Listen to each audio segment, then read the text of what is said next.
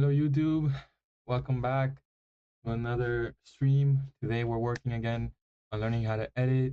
Got nice backgrounds on my screen now. Not that we are ever too much on this page, but I got some nice pictures and let me show them to you. We're gonna do the same thing. We're gonna talk here for the first 5 minutes. I'm actually gonna put a timer and everything. So let's start that now. I watched back my yesterday's quick talk in the morning stream. And wow, did I say a lot or or did my eyes look away like when I was thinking when instead of just looking at the camera and continuing to speak. So it was definitely beneficial. For some things to note is that I want to be able to speak more clearly.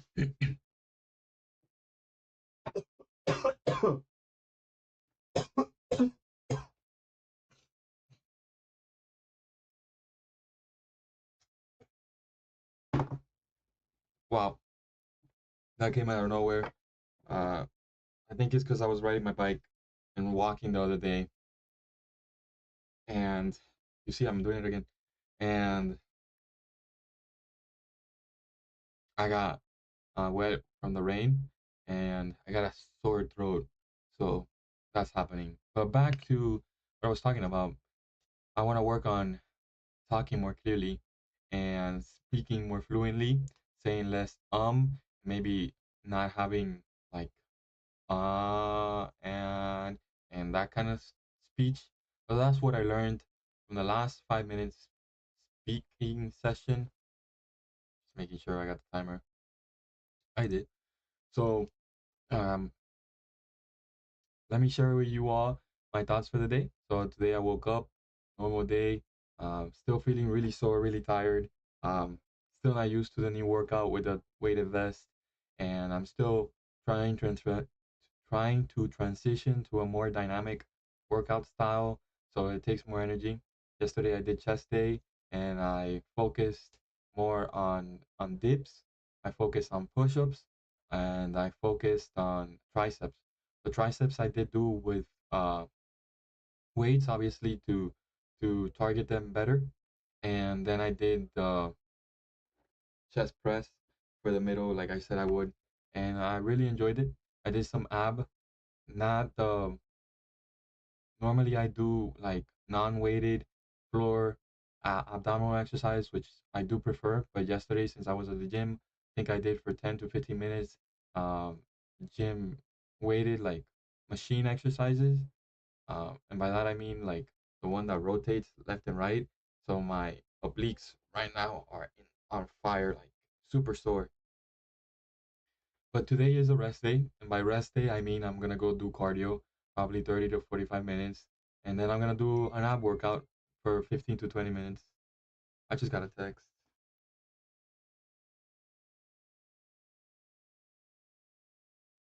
Yeah, just so that's my plan for today's exercise routine. I already did have breakfast, lunch, and dinner. It is a little early. It is 3:21, but if I waited after my workout to have dinner, then it would have been too late, and I had chicken, so I feel really full. At least right now for dinner. In the morning, I had pancakes. I made it with two eggs, whole eggs, brown eggs. I did watch a video once that said that eggs have all the vitamins and minerals your body needs to survive. So if you get higher quality eggs, they have more vitamins and minerals than lower quality eggs. So I do use brown eggs, and it does make a difference. The yolk does make a difference. It is about the same calories too, uh, whether it is a white egg or a brown egg. So my pancakes had two eggs, some egg whites, and I think a half a cup of flour. I used I'm not really sure the brand name, but I just used pancake flour. Obviously, I would go with a higher protein flour that they sell, but I used a half a cup, a quarter cup of high protein flour, and then a quarter cup of normal pancake flour because it has the better fluff. You know what I mean? Plus, it's carbohydrates anyway. I obviously wanted the higher protein, but I also want good tasting pancakes. So that was my breakfast with Greek yogurt and some berries. some blueberries, raspberries, yeah, the red and black kind. And I had Greek yogurt. I use Okios 000 vanilla, and it's like a frosting thing. So I put that on my pancakes, and I use sugar-free syrup. So I think it was a pretty balanced breakfast. Like again, I really want to get shredded by the summer, and summer literally starts in June. Plus, at the end of the month, I'm going to Volcano Bay and Legoland, and I really want to achieve my goal or be as close as possible to it by then. Right now, I'm on like around 167 pounds. Somebody's calling me. What?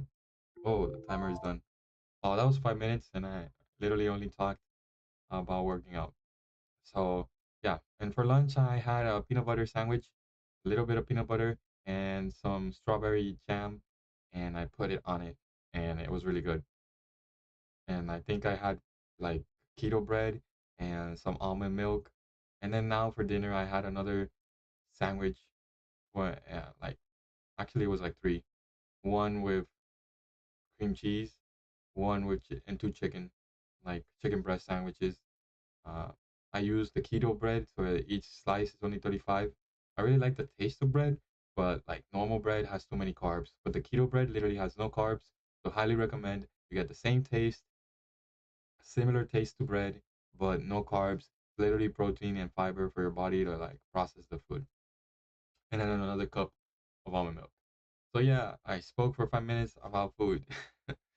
I think it was good, but you all gotta tell me in the future if anybody's watching this. Well, somebody is watching. Well, it says two people. I don't know what the second person is. So if you're in the chat, say hello. Don't be a stranger. Don't be lurking down over there. Uh, I don't know who it might be, but it says two people, and it's definitely not me because I don't even have it opened on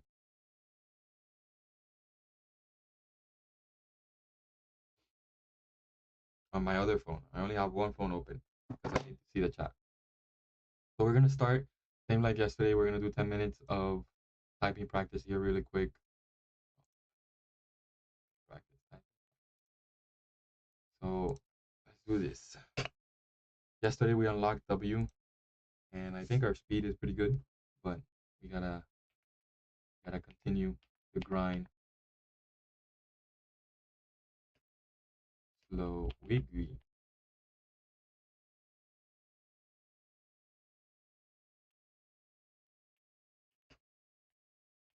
My brain froze there with the where was the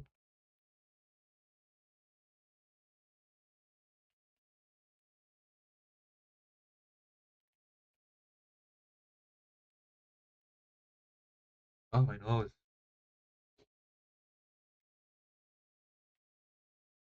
Newly swamps elbowed now back unwell. So oh whoa they unlocked the next letter already. I wasn't even used to W. Cringe. I keep pressing G when it's supposed to be F. Sacrifice.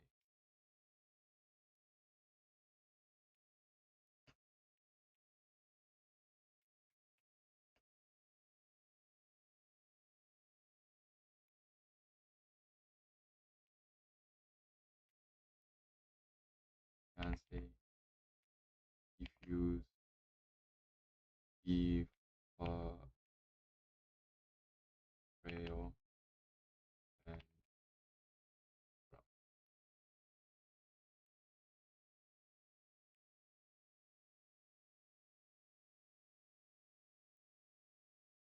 formidable.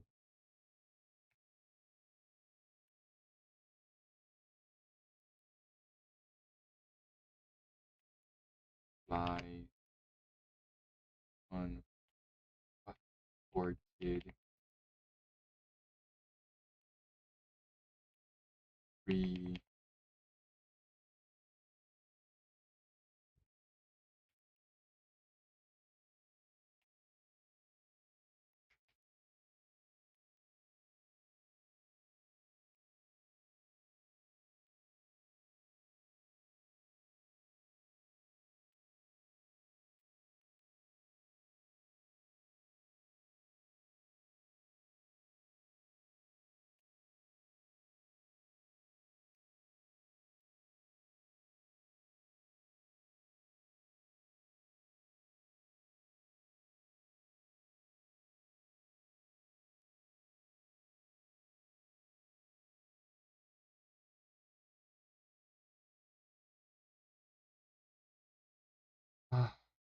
accuracy though is struggling. We did get two new letters, but seriously, I prefer to be more accurate because that would save me more time uh, than to actually have like super speed typing, you know?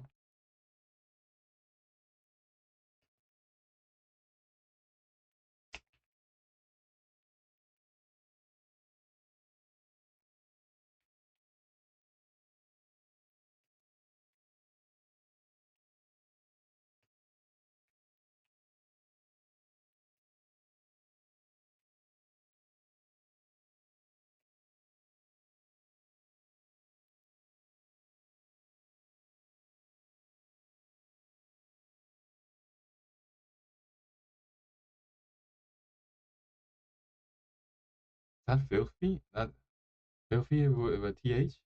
Another one. Prefer verify. Uh, keep pressing G when supposed to be F.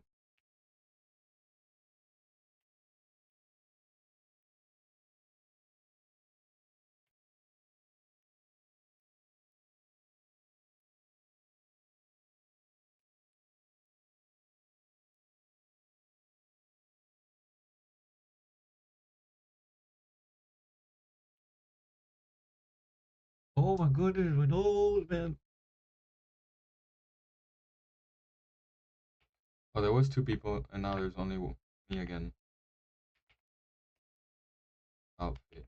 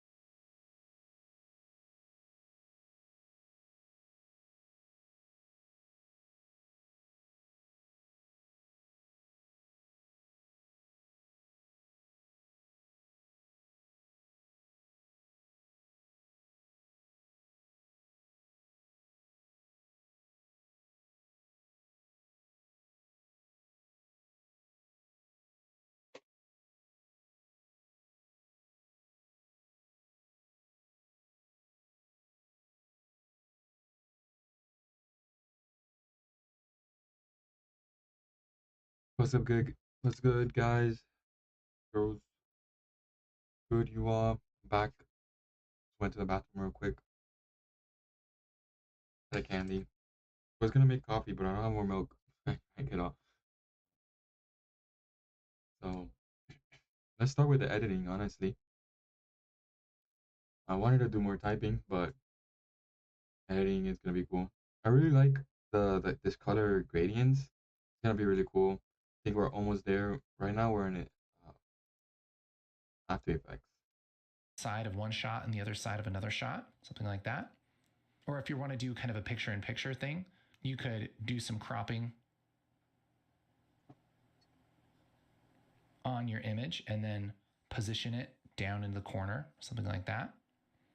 And at that point, if you wanted to put this clip over something else, you could just put this over other clips here in the timeline, and those would be layered.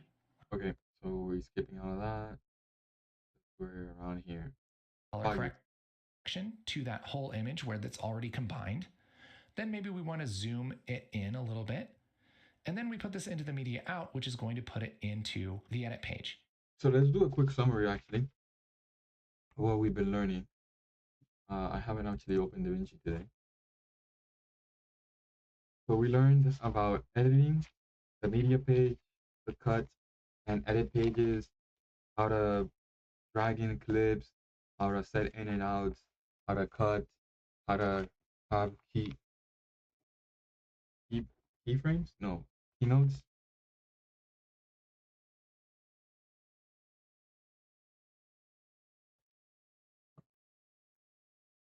Wait, there's something broken here.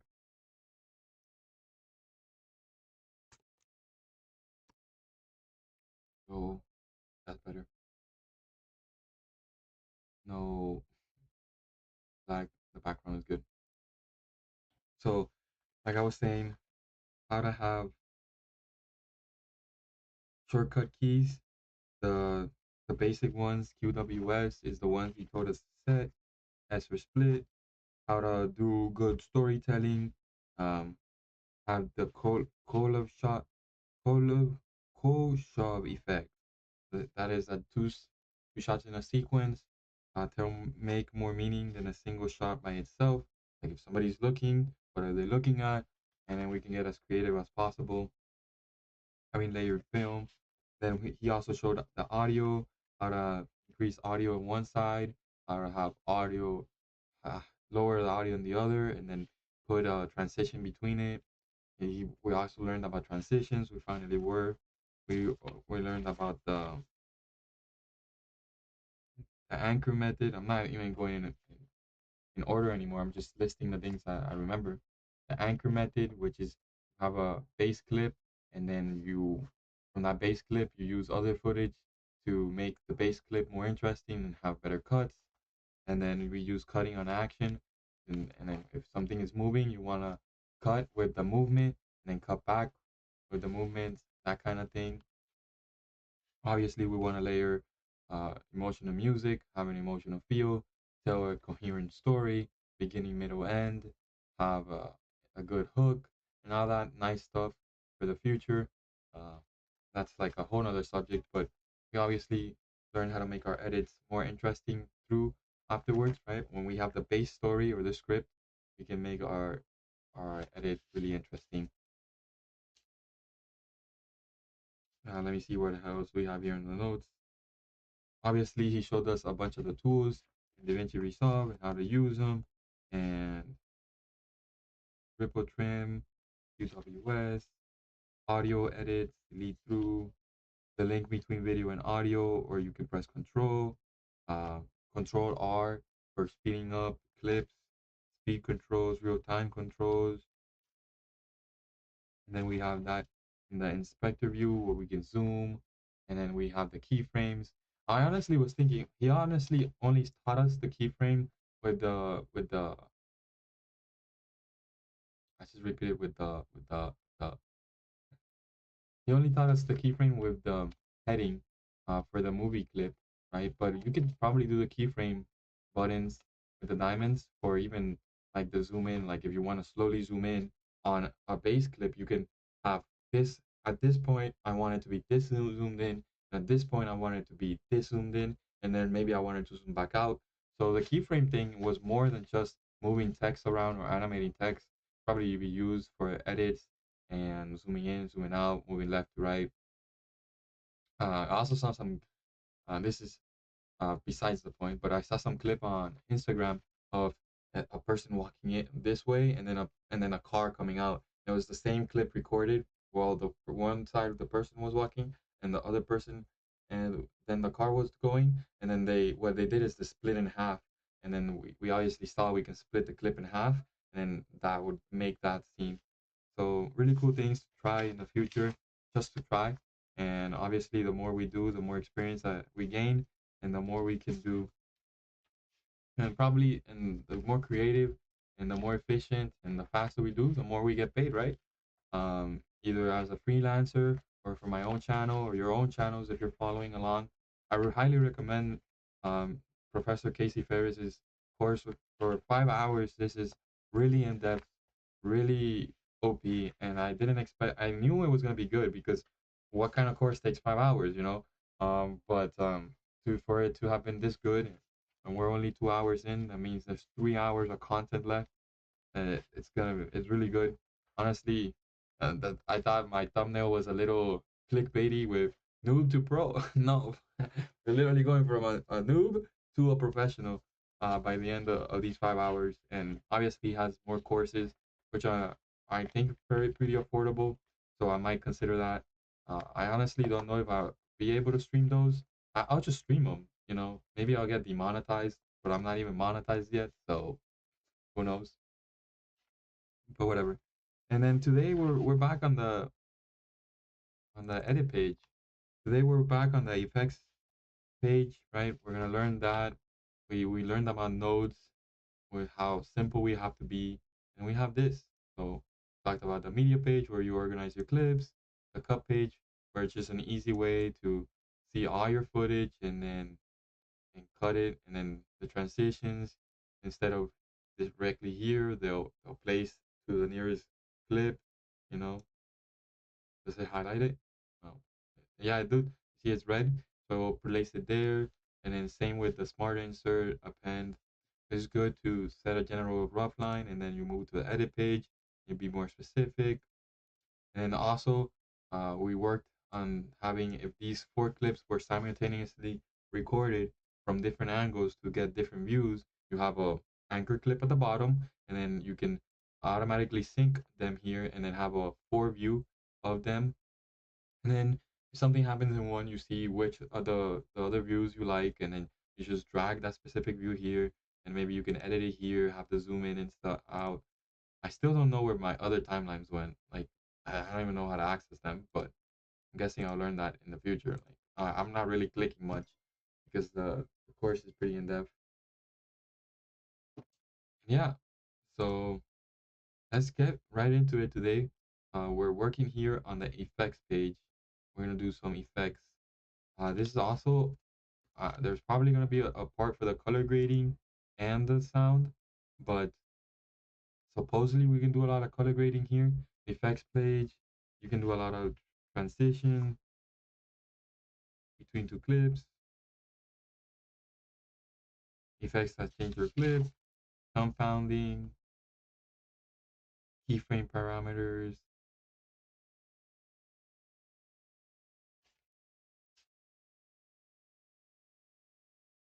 animate clips over time, settings, keyframe dimensions.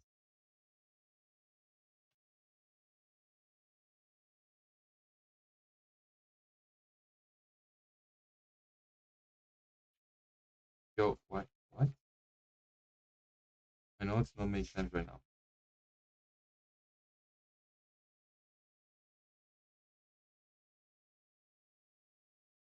Fusion timelines, workflow.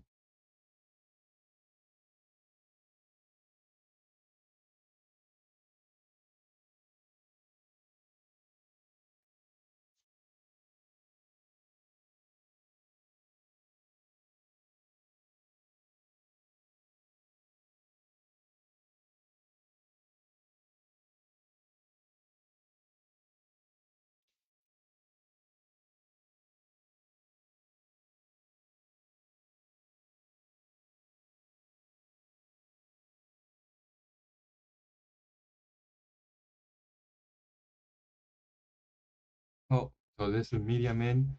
So basically what the effects page does is gets the media in and then does the work here and media out, right? Through effects. So instantly grabs all of this, puts it through this, and then sends it back to this. That's all that means. And then we put nodes based on what we want. These are the nodes, right? We can just drop, blur, bright contrast, color curves, color corrector, and all the nodes right here. The nodes do one specific thing, and they do, and then you have to be very specific. They cannot read your mind. So now he's talking about how the nodes work and the foggy shifts.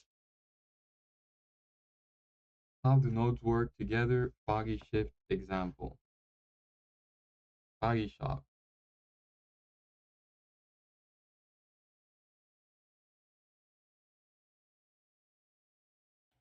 That's how we would add a fog to a shot. And really, you don't even need the color correction or zoom. If you're just going to add fog, you could just put fog over the house shot in Fusion. Call it good. So let's get to work here in Fusion. In the context of the movie, there's actually supposed to be some smoke, kind of a smoke trail that goes across this sky. And so we're adding a really simple visual effect of some smoke, and we're going to do this together in Fusion. But before we do that, I want to set up our color management. This is something that we're going to talk about a little bit more in the color page. But for now, I want you to do this with me. Go to the media pool, into the Fusion folder, right click on our Fusion timeline. We can go to timelines, timeline settings. This is going to allow us to change the settings for our timeline. And let's uncheck use project settings like this. And this is where you can change the timeline resolution and all kinds of stuff here. But we're going to go over to where it says color. And here where it says color science, I'm going to switch this from DaVinci YRGB to DaVinci YRGB color managed like this. Guys, I gotta be right back. Hello.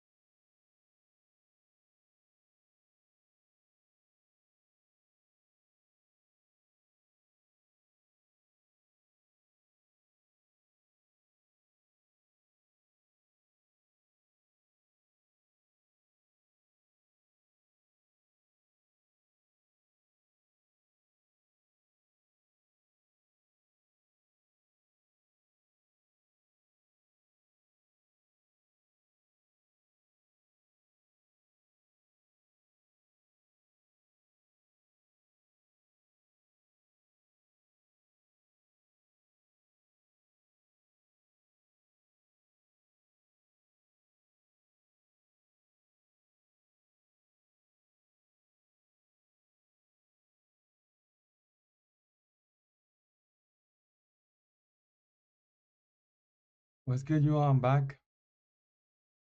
Thank you for waiting. If you were waiting, and let's continue. I'm also So he wanted us to go to the Fusion timeline.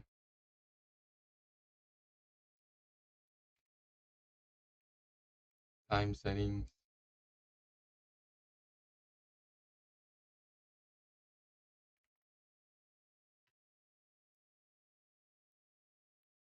do this together in Fusion. But before we do that, I want to set up our color management. This is something that we're going to talk about a little bit more in the color page. But for now, I want you to do this with me. Go to the media pool, into the Fusion folder, right click on our Fusion timeline. We can go to timelines, timeline settings. This is All right. Uh, timeline setting.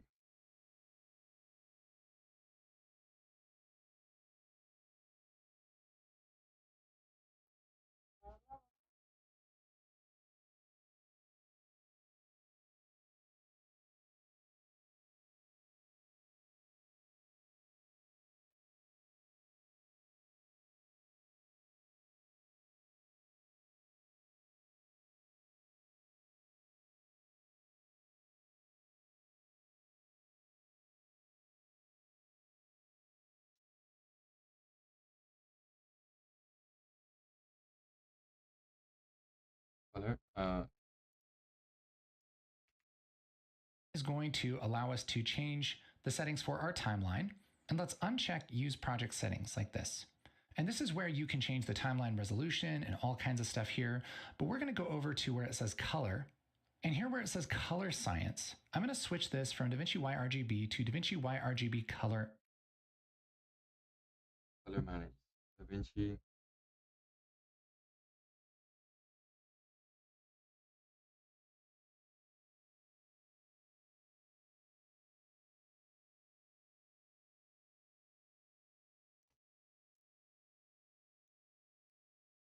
Managed like this.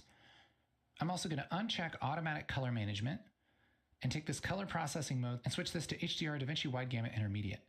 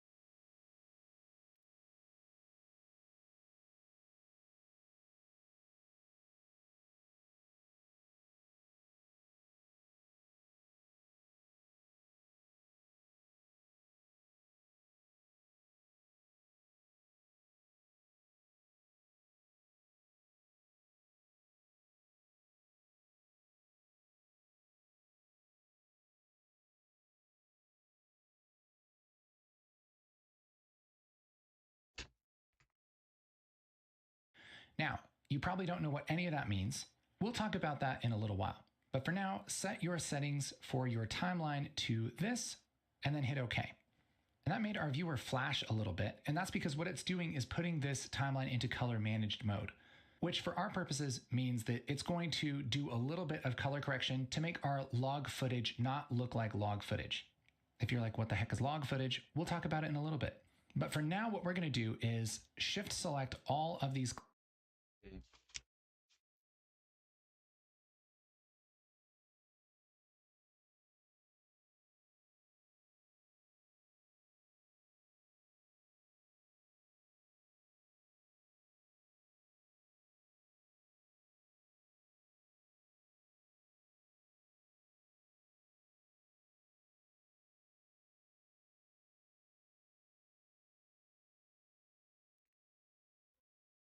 Okay, so that was a lot. I obviously do not know what any of that means, but you know, that was pretty cool. And I just got something delivered, so I'm gonna go get it. Be right back.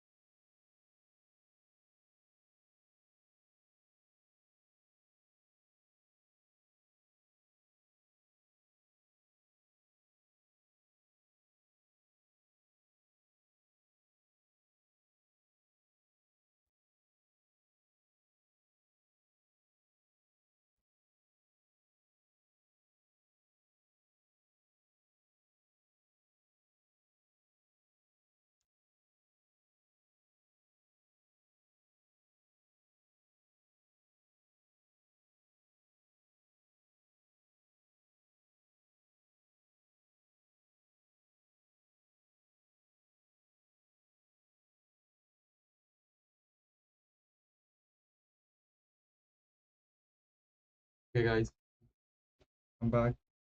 I got the package, and it's a waterproof cover for my phone with a clip, so I can vlog at the park. Waterproof case, 12 Pro Max. Got it here. Let's open it together.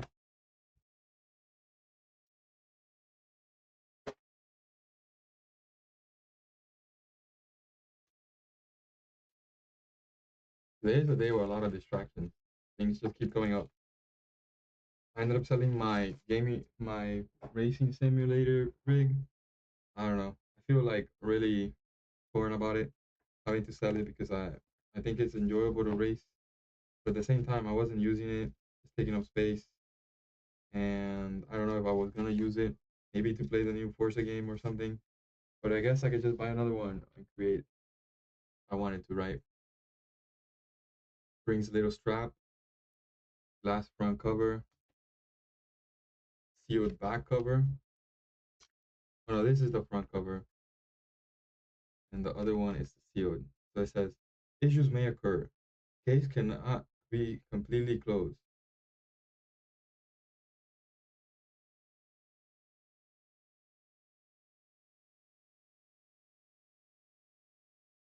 Screen protector, little raised after phone installed. Low ratio phenomenon during bulk processing. With case, other side can't hear phone call. Improper phone installation cause microphone distortion or blocked. With case, phone call sound decrease. Permissible range of all sealed design. All right. So yeah, this isn't something you should have on your phone all the time, but for my purposes, it's gonna be pretty good. Hopefully, it's good enough because if not, I'll send it back.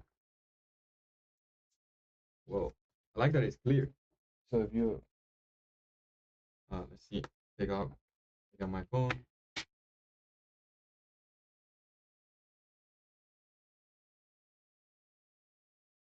So surprisingly, you first put you don't cover the back first, you cover the front first. All right, this is the bottom. Proper installation is key. Oh, but it's nice like that, and it clicked right in. I can still use the screen pretty nicely. It feels pretty neat actually.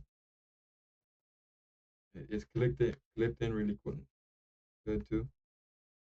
Let's see. In the back seals. Wow. Yeah, this was only $20. Pretty high quality. My phone does feel enclosed. Okay, but the buttons are a little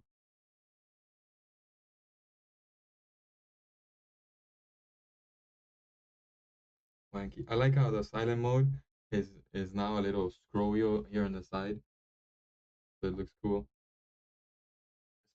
It's not that bulky either, so I can definitely see myself using it. The test. Oh, do I have my MagSafe thing here? I wonder if MagSafe will work through it.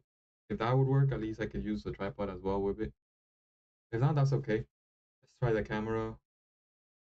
Yeah, it's still taking pretty good quality pictures. So I'm gonna be able to record the footage in the water and the rides. I just hold my phone and record like first camera. And this is way more affordable and multi-use than if I were to have purchased a tripod. I mean a GoPro or something. So have that ready for the future. Honestly, I like it. I like it on a day to day. Pretty good. Waterproof phone case. Does it close down here?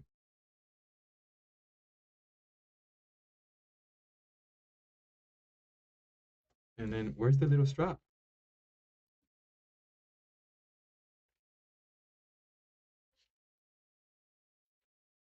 Brings a manual.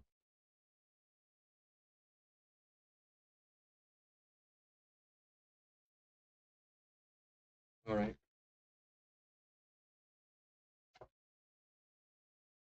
a little microfiber glass to clean the screen.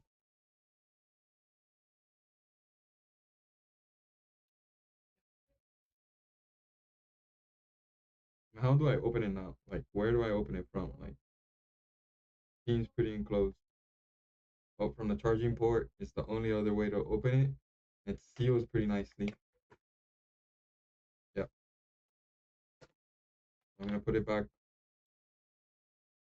put my phone back in the normal case, and save this one for when I need it.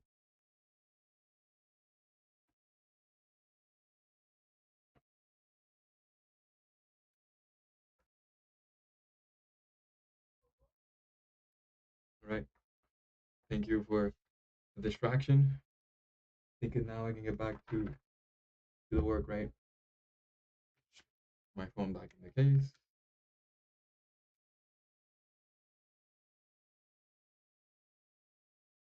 Yep.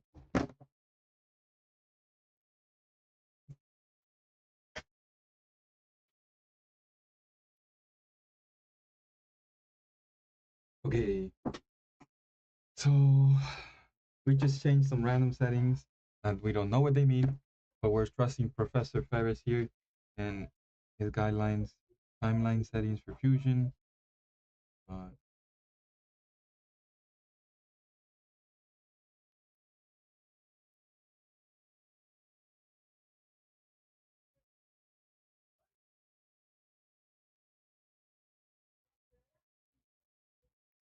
and we did that. Clips right here. So our alien plate, our ship Oh, I can't hear anything.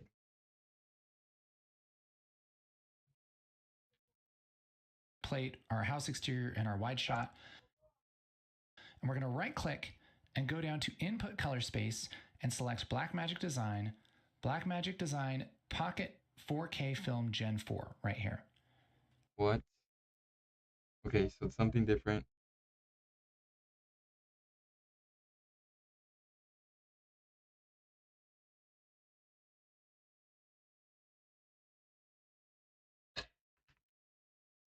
Talk about it in a little bit. But for now, what we're going to do is shift select all of these clips right here. So our alien plate, our ship plate, our house exterior, and our wide shot. And we're going to right click and go down to input color space and select Blackmagic Design, Blackmagic Design Pocket 4K Film Gen 4 right here. Shift select, input color space.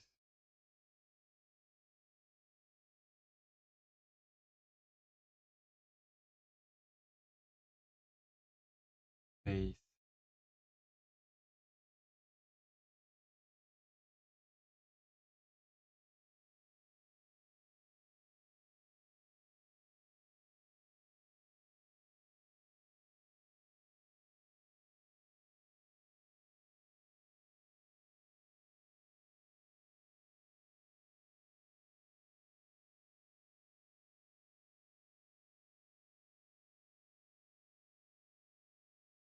Gen 4. Okay.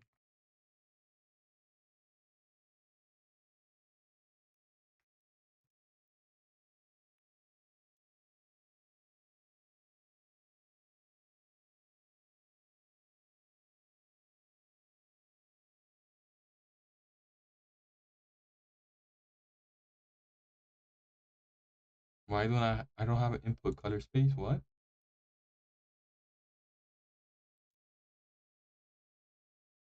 Input color space. Black magic.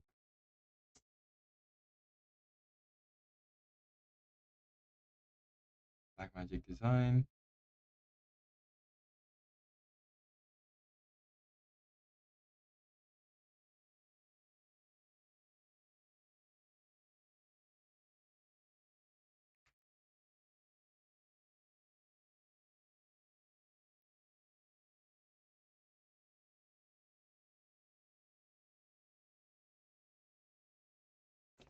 Pocket.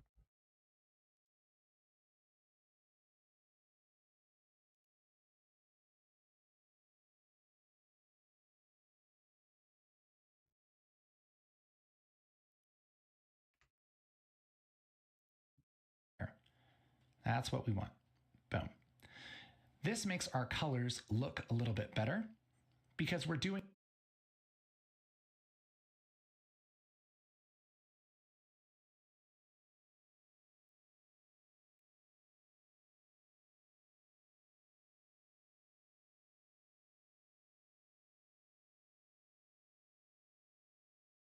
Makes colors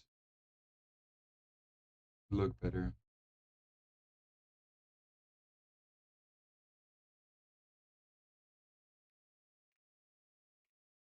doing a little bit of initial color correction to our footage, and that's just going to make everything in Fusion work a little bit nicer. Like I said, we'll talk about this a little bit more when we get to the color page. For now, your clip should look like this, and we're going to add some smoke to the sky here. The first thing that we need to do is get some smoke. And you can do this a lot of different ways. You could get an image of a smoke trail. You could render one in 3D. You could do all different kinds of things. What we can actually do here in Fusion is generate something that looks sort of like smoke using this little icon right here. I can click this and drag this in. This is called fast noise. And to take a look at what this does, remember I said we're going to talk about these two viewers here. I'll make sure to select this button right here. And that's going to make sure that we have two viewers. You can kind of switch between one viewer and two viewers with this button. There's similar buttons on the other page. Where's the button? One viewer, two viewers.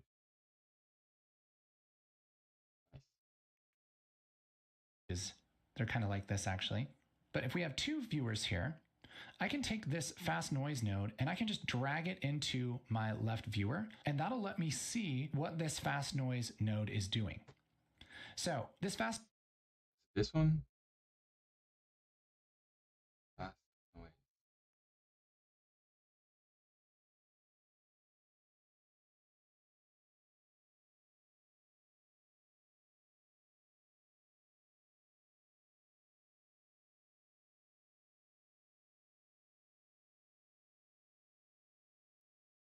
So we can drag it here. Yeah, we can drag it here. How do I zoom out here? Right here. 50. 50. Okay. Worked. Fast noise node is creating this kind of foggy cloud texture. And if I select this and go to my inspector, I can push up the detail, I can push up the scale, and that's going to make these clouds. So we're going to make some kind of clouds here. We'll just, I don't know, make it about that size. Sure. You don't have to get it exactly like me. I'll go ahead and close our media pool too, so we have a little room. And we're going to change the color of this fog. We're going to go to the color tab of our fast noise here. And here for color 2, instead of white, I'm going to take the blue, green, and red down so that it's black. So it's basically just black clouds over transparent. You can see it's Okay. So how do we close it? Oh, we just press the media page to close. That's nice. Fast noise. So we want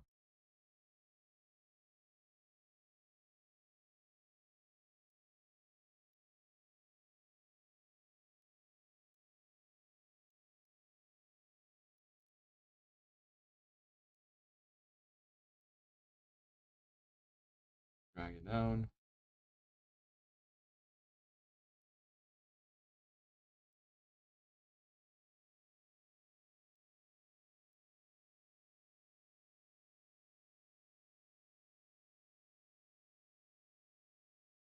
It looks like my clouds. transparent by the checkerboard here. And so this is just black clouds over transparent. And now we're going to put these black clouds over this image. Now, you might think that what you do is you run this image through this image because you're applying these black clouds to it.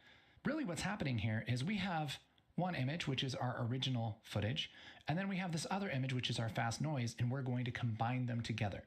To combine two images together, you use a very specific node called a merge node. Here's how it works. This little icon right here, if we grab this and drag this down, this will make a merge node. And it has 3 inputs, yellow, green, and blue. The yellow input is the background for our merge. So we can take the output of this media in 1. I can actually just click on this line once to get rid of it.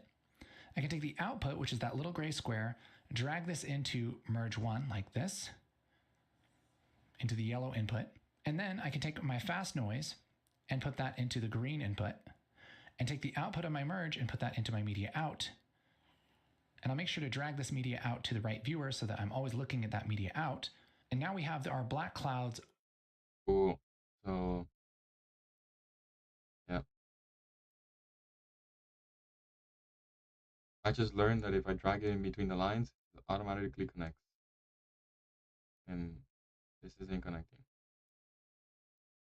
All right, it connected.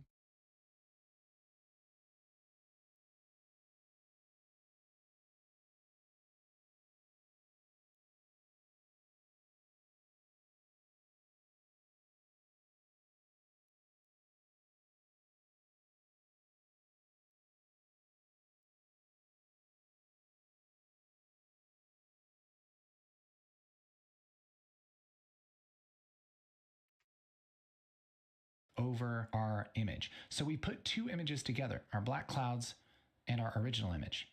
And don't miss this.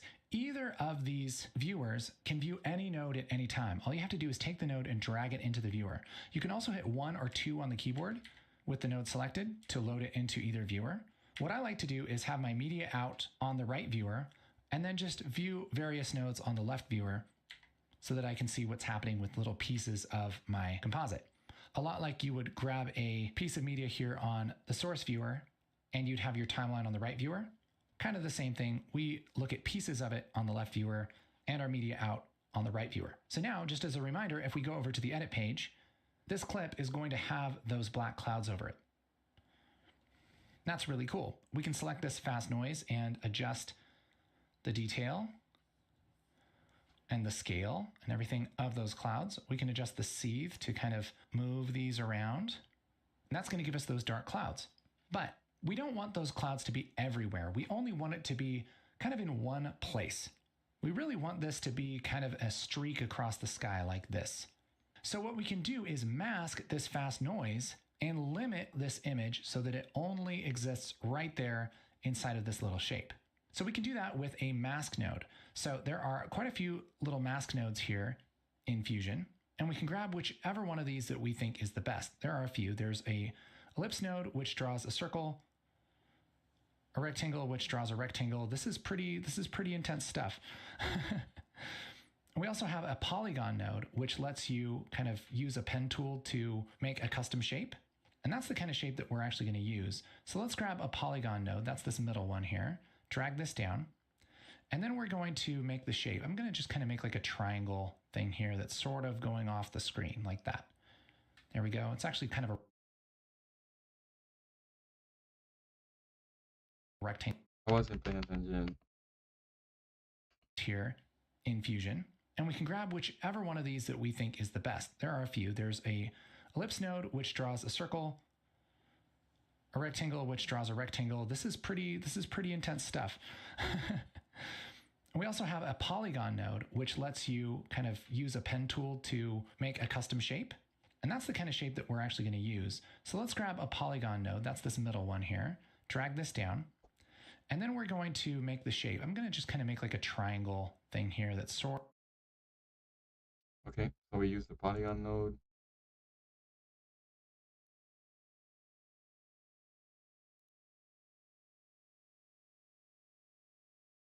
I did try to make something like his, but mine just showed up like that. Oh, you can rotate it.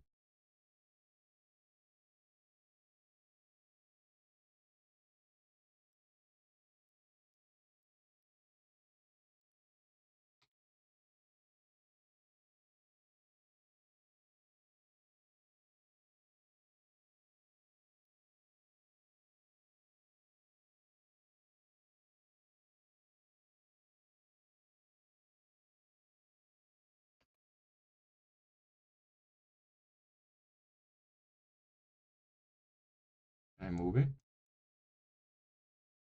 I don't know how to move it. Sort of going off the screen like that. There we go. It's actually kind of a rectangle, I guess, but it's really skewed. And so the idea here is that we're only highlighting this part of the image. And this is where we want to draw those clouds. So we can take the output of this and we can plug this output into the blue input of this fast noise. And what's going to happen, check this out. Take this, plug this into the blue input. That's going to limit this fast noise to only exist inside of that shape. So now if I double click off of this, we can see that those clouds are only inside of that shape. You can think of a mask this way. If a node has one job, like this fast noise has a job of making these black clouds, you can use a polygon to draw a shape and say, whatever your job is, node, I want you to only do that job right here inside of this shape. When we connect this to the blue input, we're limiting it to that shape. If we had a different shape, like a ellipse, and we put that into the blue input, it would limit it to that ellipse. All right? So it's sort of like we're cropping what that node is doing. So we put that into the fast noise, and then let's view our media out. And now it looks like the edges here are just too sharp. So something we could do would be to select our polygon and go over here to soft edge. We could push that soft edge up. We could really soften this, and look, now we have just kind of a trail of dark clouds here. Oh, okay. So first, can I just, I could just move the edges, I guess.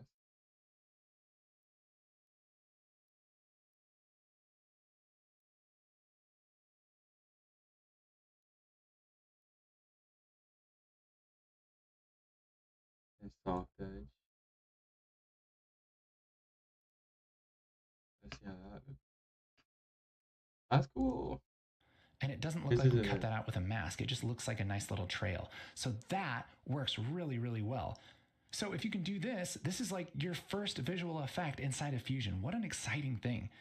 And so now when we play this back, we have the bikes going across and we have the smoke trail. The other thing we can do is we can go to our fast noise and we can push up the seethe rate. I can push that up a little bit. I'm going to push it up way too much right now just so we can see what's going on. But this seethe rate will animate those clouds just continuously. So when we play this back, we can see how the clouds are kind of like wobbling, right? We don't want it this fast, so I can take this down a lot. what? I just want it just Where he get a seed rate from? noise, and we can, and it doesn't look like we cut that out with a mask. It just looks like a nice little trail. First visual effect inside of Fusion. What an exciting thing. And so now when we play this back, we have the bikes going across and we have the smoke trail. The other thing we can do is we can go to our fast noise and we can push up the seethe rate. I can push that up a little bit. I'm going to push it up way too much right now just so we can see what's going on. But this seethe rate will animate those clouds just continuously. So when we play this back, we can see how the clouds are kind of like wobbling, right? We don't want it this fast, so I can take this down a lot. I just want it just ever so slight, just so it has a little bit of movement, just so it isn't totally static. Yeah, maybe something like that, where it's just almost imperceptibly moving, so it doesn't look like just a still. There we go. Now we have this smoke.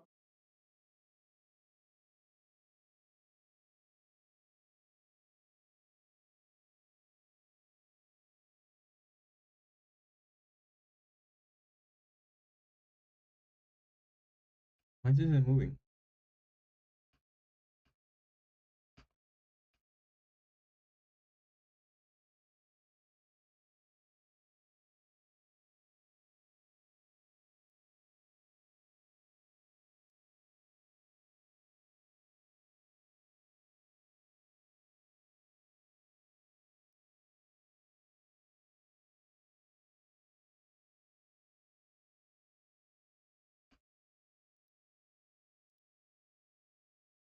Why is the polygon here? On the polygon.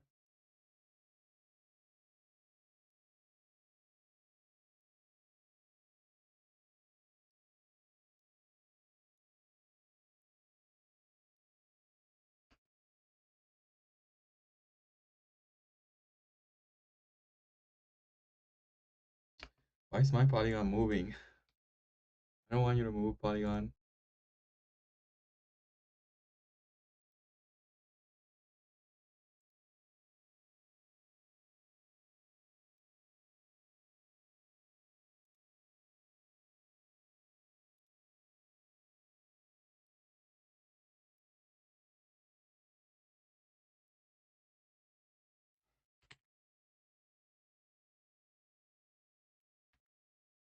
Oh, I don't know what just happened. I broke it. Oh, it broke.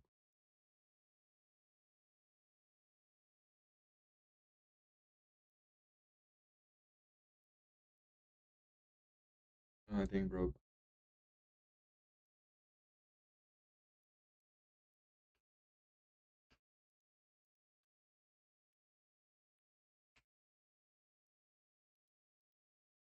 I don't know what I touched. Ah,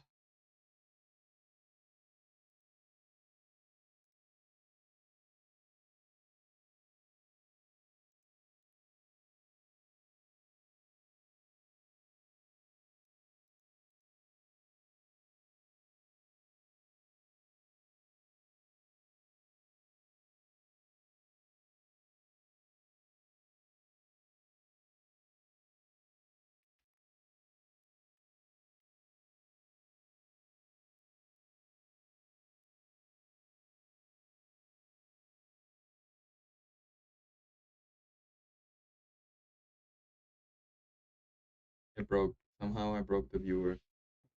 Ah, I don't know how unbreak it. Show controls.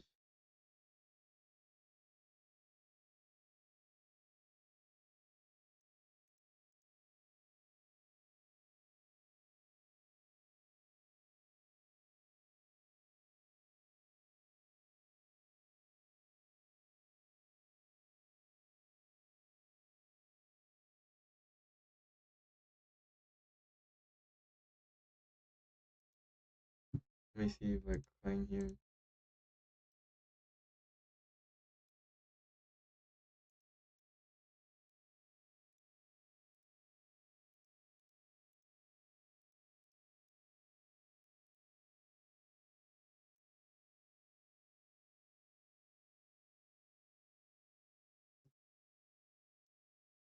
Okay, DaVinci Resolve Fusion View.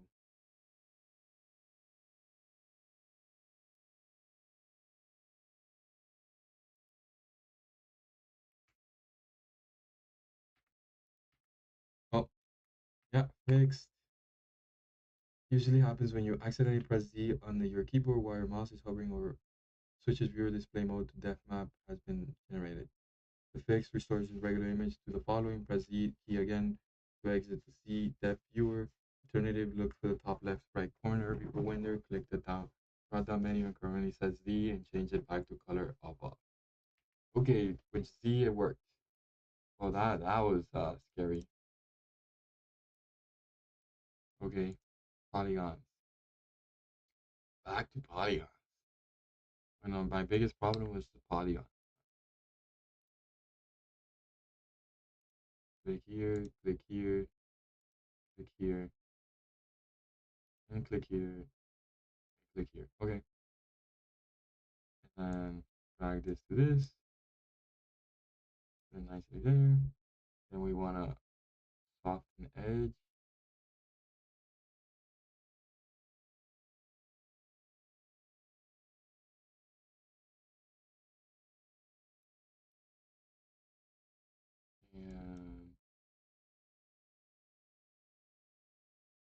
And fast noise, we want to seize just slightly.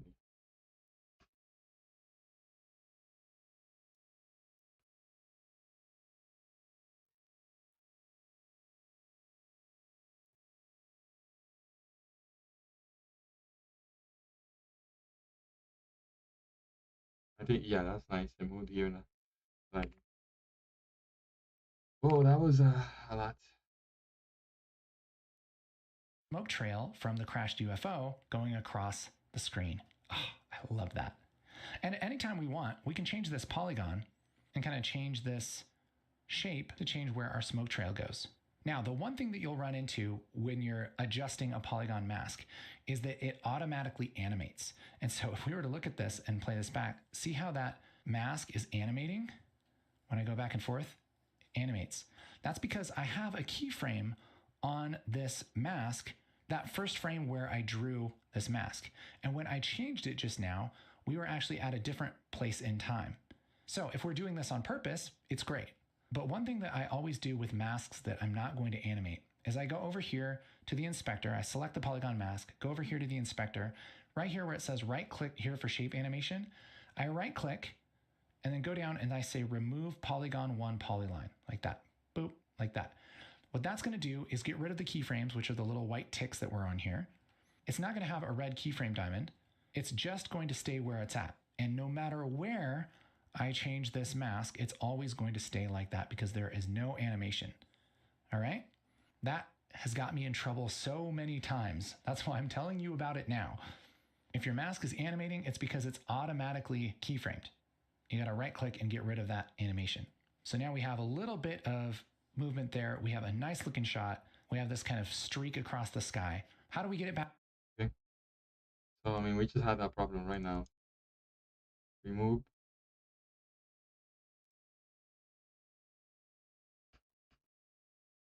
Remove. Back into the edit page. I'm testing you. All you do is switch back to the edit page and boom, there it is. That's our finished visual effects shot. Isn't that awesome? We did that all right here inside of Resolve, inside of Fusion. Oh, beautiful.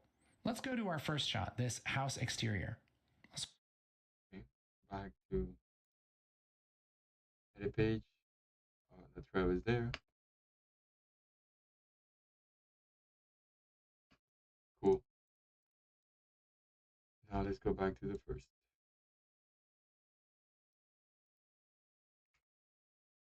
Just click everything.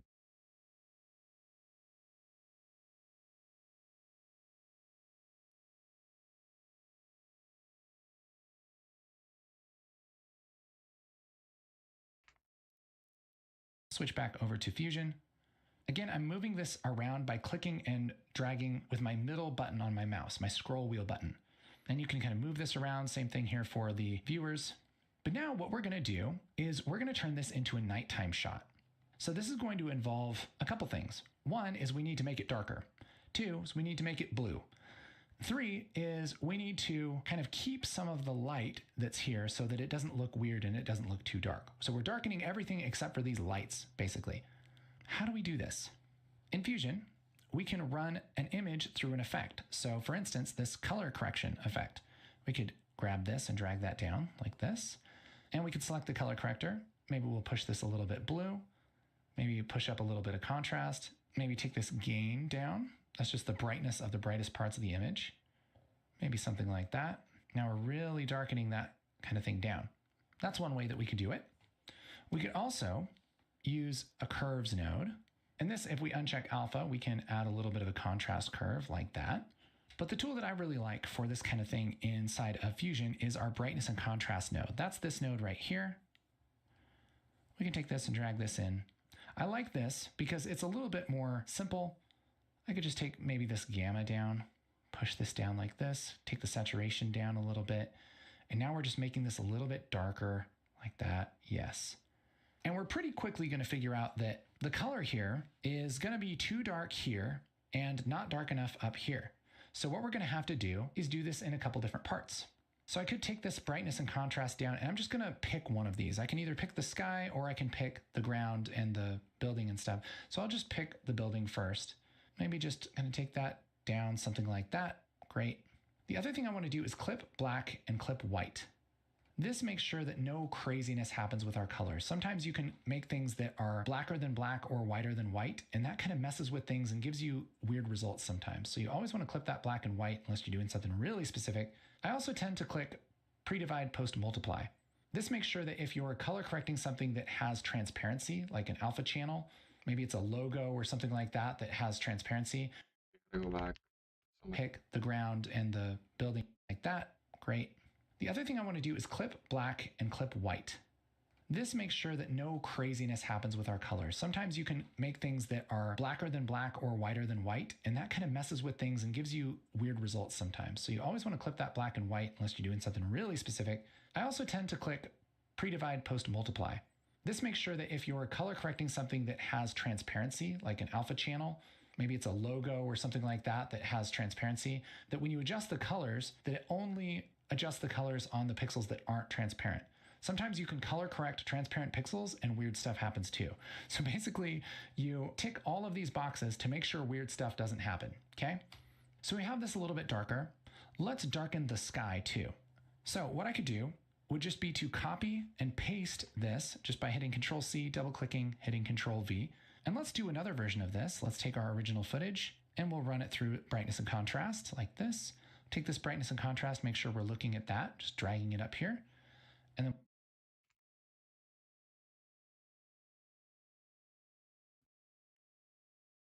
then let's do another version. All of these boxes to make sure weird stuff doesn't happen, okay? So we have this a little bit darker. Let's darken the sky too. So what I could do would just be to copy and paste this just by hitting Control C, double clicking, hitting Control V.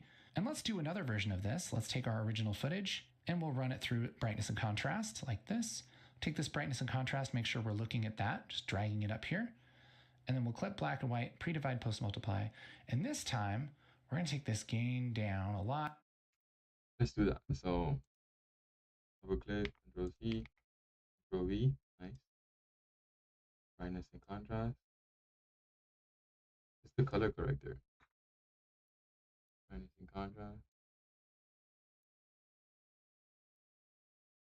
So clip black, clip white, pre-divide, post-multiply, and throw this in here. And gain down.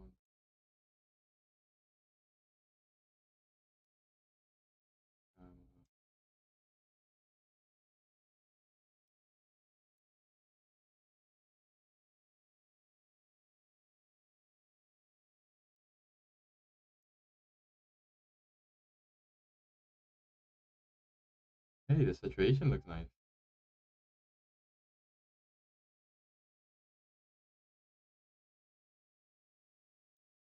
I like the higher saturation, makes it look warm.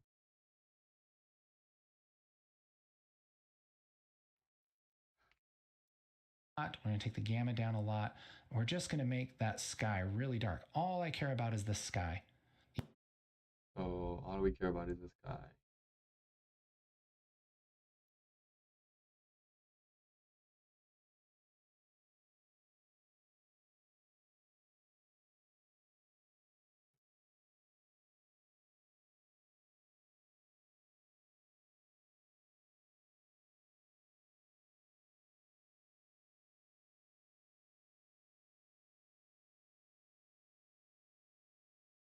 Okay. Yeah, something like that. Really, really dark. Everything else is way too dark, but we just care about the sky.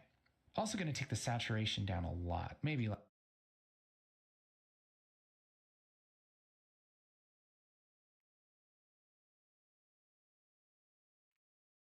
like all the way. Okay. So we have a separate color correction for the sky, and we have a separate color correction for the bottom part. Now we're going to combine these images together. So we can do that with a merge node that always combines images like this. Oh, so I didn't do the first one. So let's get a brightness. You just dropped it in here. Oh, it did. So we want the bottom now dark.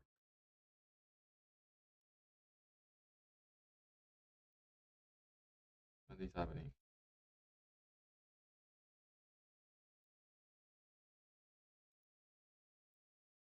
Oh, it didn't connect. Why didn't it just automatically connect?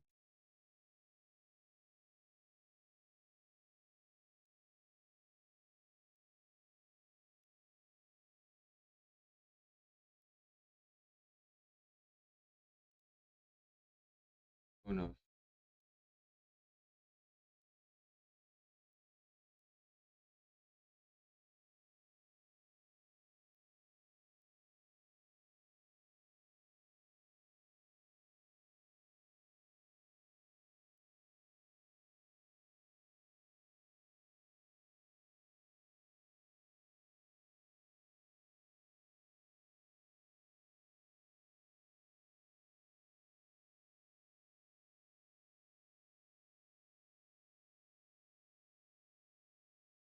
So that's my bottom.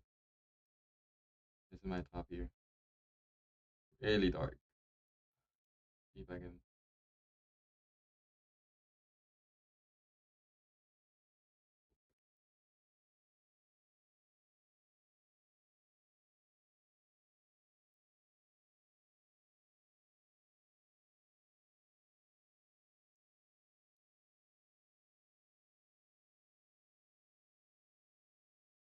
Hey, at least it's nighttime. So we're going to put this merge node here, and let's look at our media out. So now we have this color correction for the building, and now we're going to take the output of the images together. So we can do that with a merge node that always combines images like that. Merge node.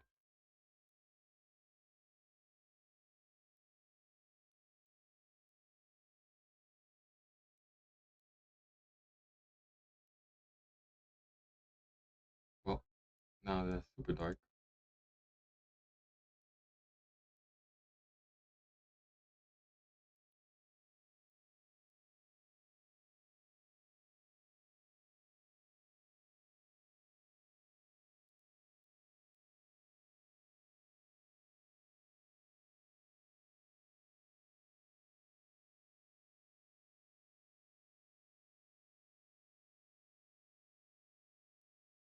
Right clip.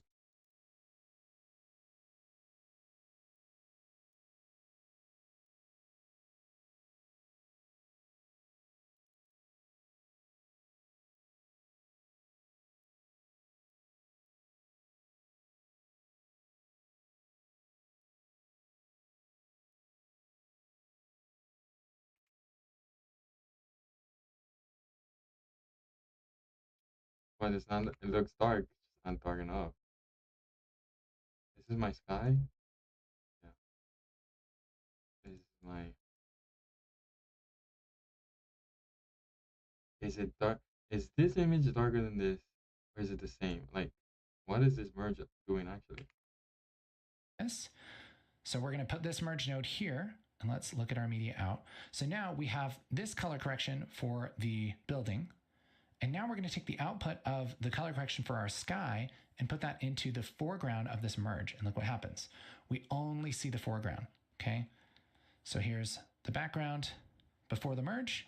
Here's the foreground before the merge. And here is the composite after the merge. But we only wanted it for the sky. Well, the thing is, we didn't tell Fusion that we only want it on the sky. So what we got to do is use a mask, just like we did with the black smoke. And so I could take something like this polygon mask, and I'll drag this down. And this time I'm going to mask the merge, because this merge is doing one job. What it's doing is it's putting the foreground over the background. And what I want to do is tell it to only put that foreground over the background inside of this shape that I'm going to draw. So actually, let's go ahead and draw this shape first. And I'm just going to start kind of up here. I'm going to select this polygon and start up here and just kind of draw around where I want the sky. There we go, something like.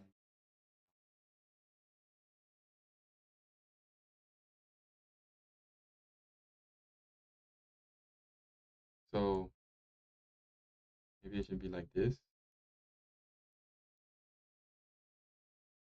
This is my sky. This is my normal one. So I should be telling this one. Shouldn't it be telling? Shouldn't it be really dark here? Somehow.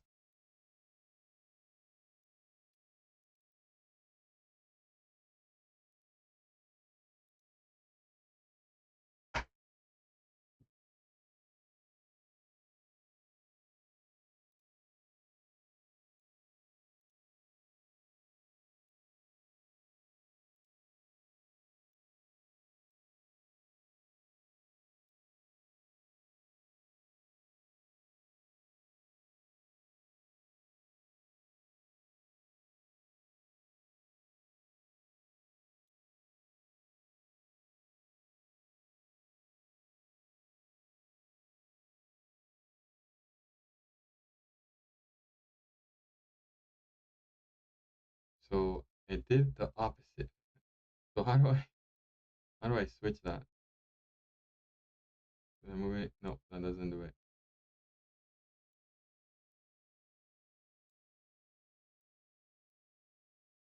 Okay, that did something.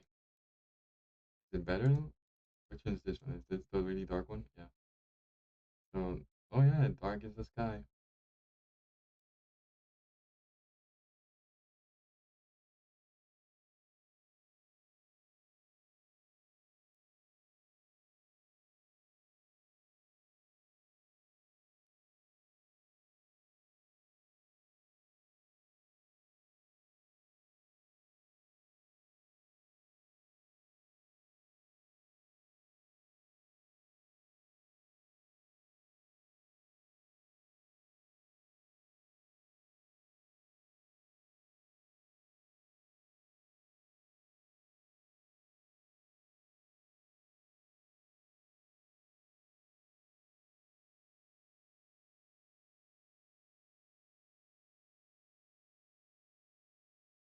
move it around the flag.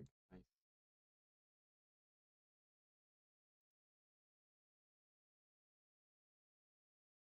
So basically, it's nighttime. Still, it looks like a weird version of nighttime, but it's nighttime.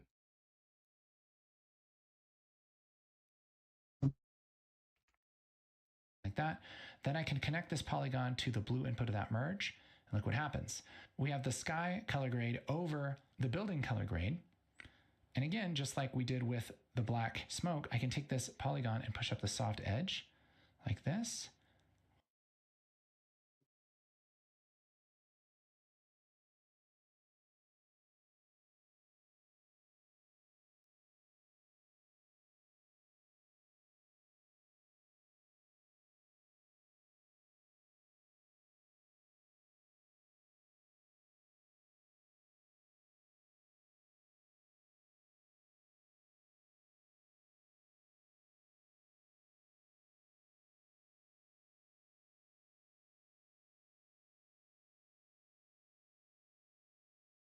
Like that, it creates more points every time I do try to move it. So that is actually pretty nice.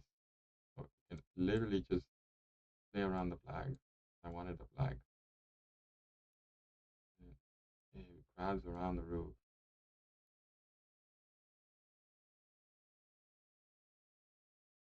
Yeah. I mean, it looks like it's nighttime. My sky is a little blue. Is this the my sky? Oh, my sky node. Let's see if we can. Oh, no, no, no.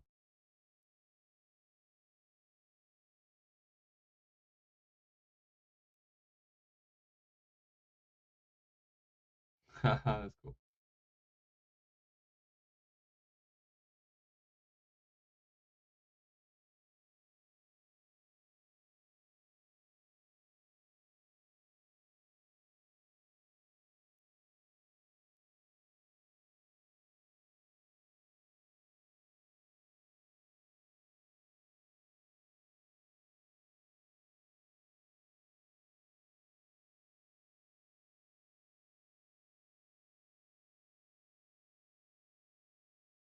Okay. If an image needs to be darker, that's crazy.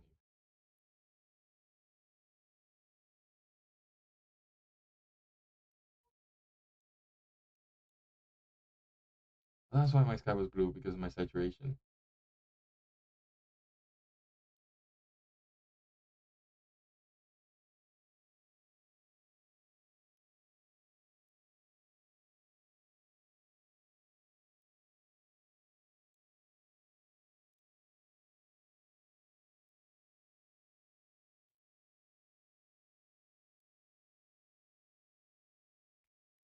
Okay.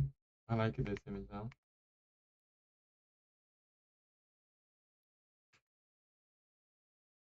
I'll just push it up a little bit.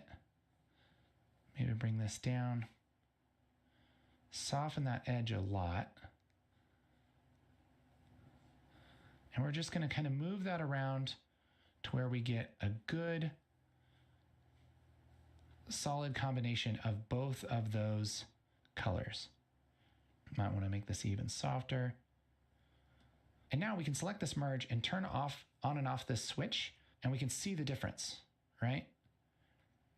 Makes a big, big difference. I also want to take this polygon and maybe move it up a little bit, just so we're not softening the edges. We'll take it way off the canvas here, like this.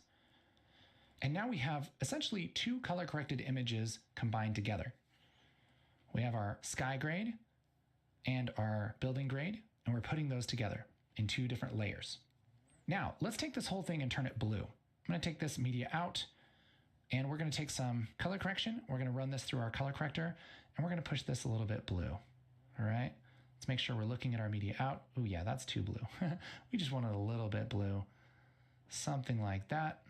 Maybe take the saturation down a little. So color corrector.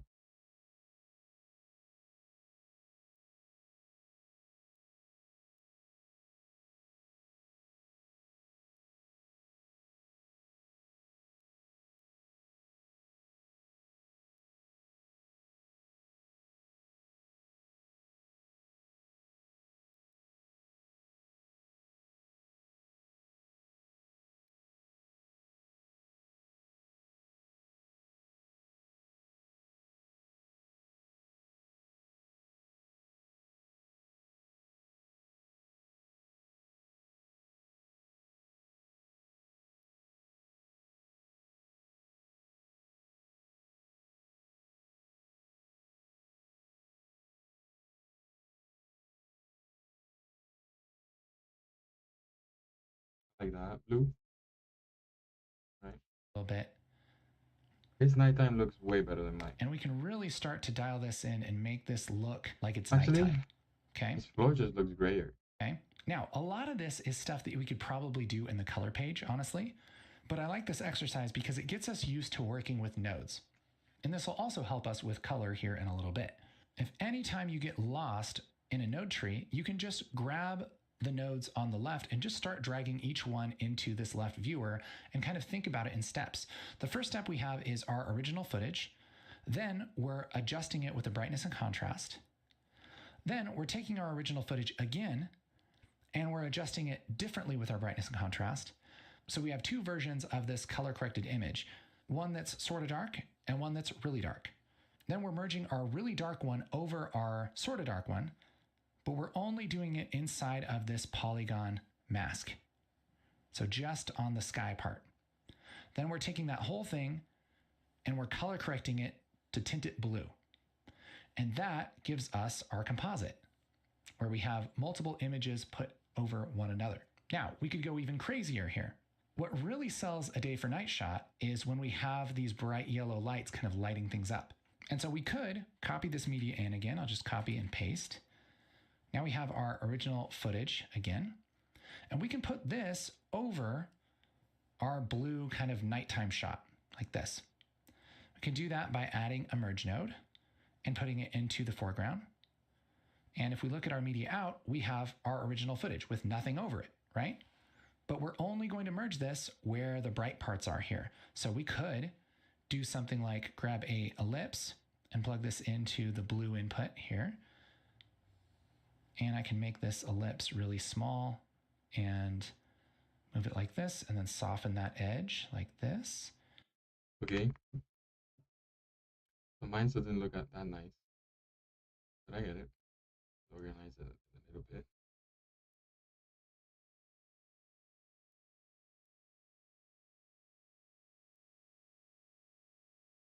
We want another merge node.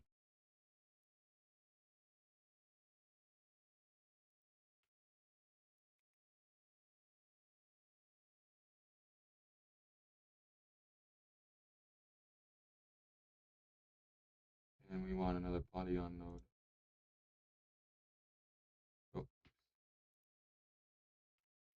what is happening? Use an ellipse, but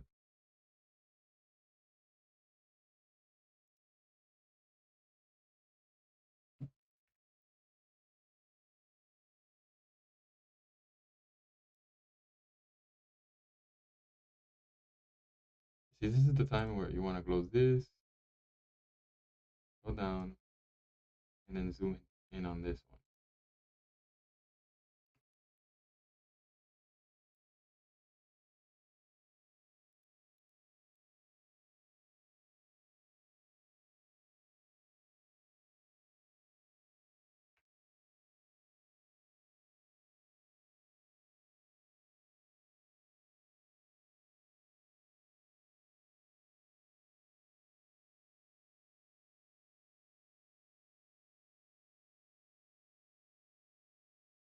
Still do not know how to move these nodes, man. So let's on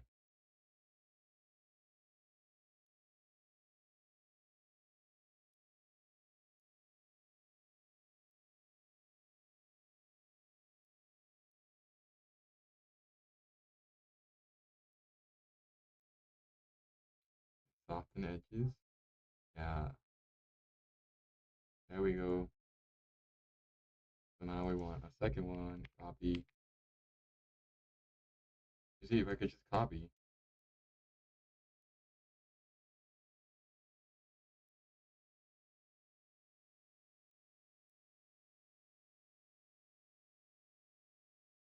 like why can't I just move the whole thing, man?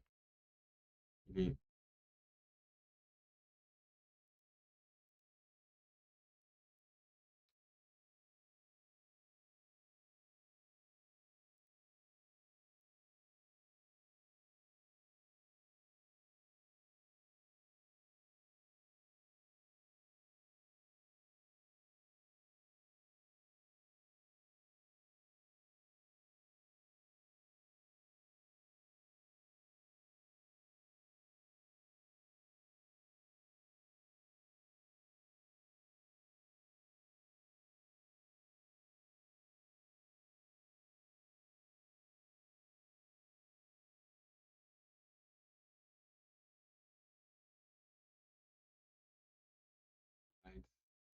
And the third one here.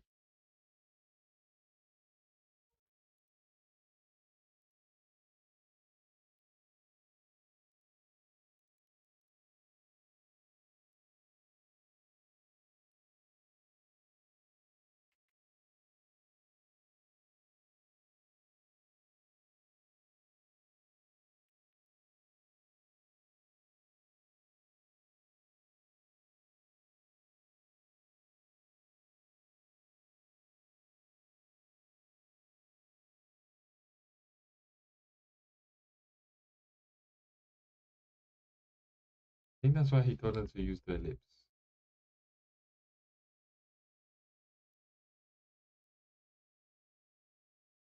I still do not know. Oh, maybe you drag it from the. There we go. Yeah, I learned how to do it.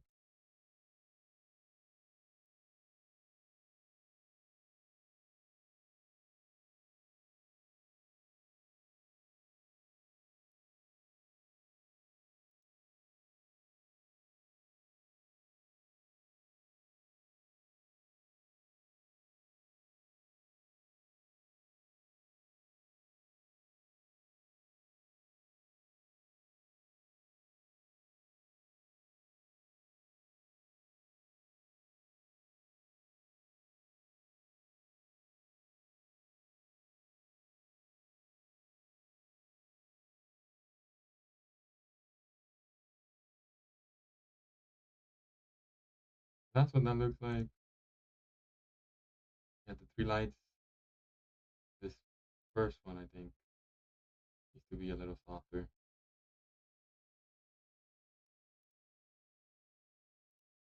Yeah, I like it.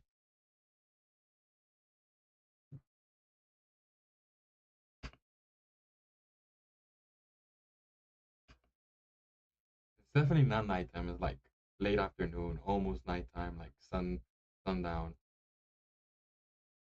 But it's cool. See what we're doing here? Soften that edge. And now we have that yellow that looks like the light is emitting light, right? We could copy and paste this ellipse mask. I'll just drag this down, hit Control C, and then Yes, that's what I wanted to do. However, I didn't learn how to move the actual ellipse till I saw the green thing. So I'll be right back. I need to use the bathroom. Yeah.